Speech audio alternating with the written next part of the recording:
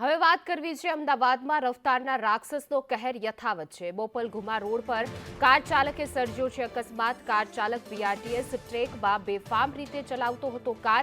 બેફામ કાર ચાલકે બીઆરટીએસ ટ્રેકની રેલિંગ તોડી। કાર ચાલક અકસ્માત સર્જી ઘટના સ્થળેથી ફરાર થઈ ગયો છે। સમગ્ર મામલે પોલીસે વધુ તપાસ હાથ ધરી છે। તો કાર ચાલક બીઆરટીએસ ટ્રેકમાં બેફામ રીતે કાર ચલાવી અકસ્માત સર્જ્યો છે। દ્રશ્યોમાં પણ જોઈ શકાય છે કે રેલિંગ આખી તોડી નાખી છે। બેફામ કાર ચાલકે બીઆરટીએસ ટ્રેકની રેલિંગ પણ તોડી નાખી।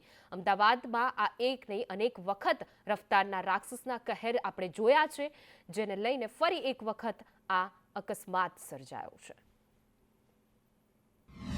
અમદાવાદમાં રફતારના રાક્ષસનો કહેર યથાવત જોવા મળી રહ્યો છે। બોપલ ઘુમા બીઆરટીએસ મુખ્ય રોડ છે, ત્યાં જે બેફામ આવી રહેલા કાર ચાલકે આખી આ બીઆરટીએસ રેલિંગ છે તે ઉડાડી દીધી છે। જોઈ શકાય છે કે એ જે કાર છે તે કઈ હદે સ્પીડમાં હશે કે આખી જે આ બીઆરટીએસ બસ સ્ટોપ જે ખાસ કરીને આવેલું છે ત્યાં પાસેની આખી જે બીઆરટીએસ ટ્રેકની આ રેલિંગ છે તે આખી તોડી પાડવામાં આવી છે। સ્કોર્પિયો કાર ચાલક હતો કે જે રાત્રિ દરમિયાન અકસ્માત સર્જ્યો છે। જે રીતે હાલ આ અકસ્માતને લઈને આખો જોઈ શકાય છે કે રેલિંગ છે તે તૂટી ગઈ છે અને પોલીસ દ્વારા હવે વધુ તપાસ કરવામાં આવશે કે કાર ચાલક કોણ હતો।